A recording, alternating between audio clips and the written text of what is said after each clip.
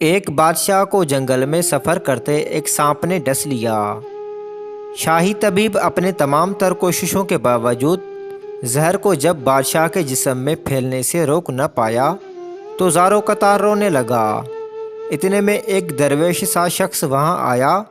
بادشاہ کو زہر کے درد سے تڑپتے ہوئے دیکھا تو بادشاہ کی ٹانگ پر جہاں سانپ نے کاٹا تھا تھوک دیا اور بھاگ گیا۔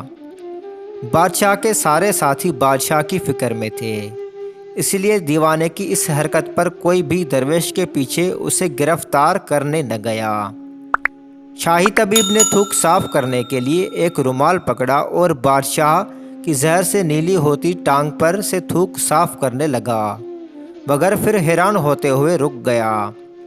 اس نے انگلی سے تھوک کو سانپ کے ڈسے پر اچھی طرح مل دیا، جس سے فوراً ہی زہر کا اثر زائل ہو گیا۔ بادشاہ ہوش میں آئے اور جب انہیں درویش کے تھوک کے قصے کا پتہ چلا تو بادشاہ نے فوراً حکم دیا کہ اس درویش کو فوراً ڈھونڈ کر حاضر کیا جائے۔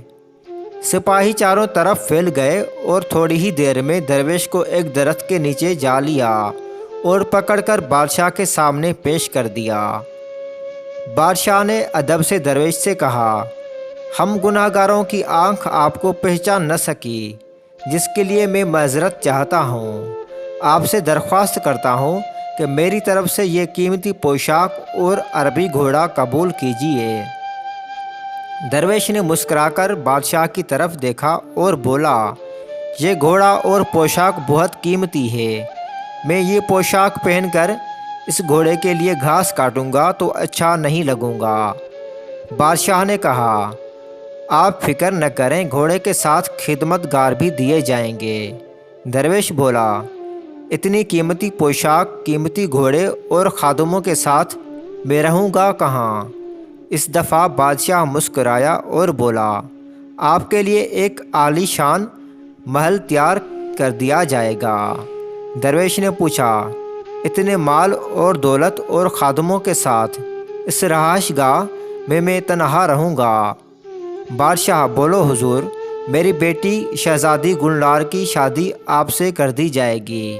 درویش بولا، اگر آپ نے میری شادی کی پھر میرے بچے بھی ہوں گے۔ بادشاہ نے جواب دیا، بالکل ہوں گے، ہماری دعا ہے کہ آپ کو کثیر اولاد ملے۔ درویش بولا، اگر ان بچوں میں سے کسی بچے کو خدا نخواست کچھ ہو گیا پھر رونا کس کو پڑے گا؟ بادشاہ نے جواب دیا، حضور، اگر خدا نخواستہ ایسا ہوا تو رونا تو آپ کو ہی پڑے گا۔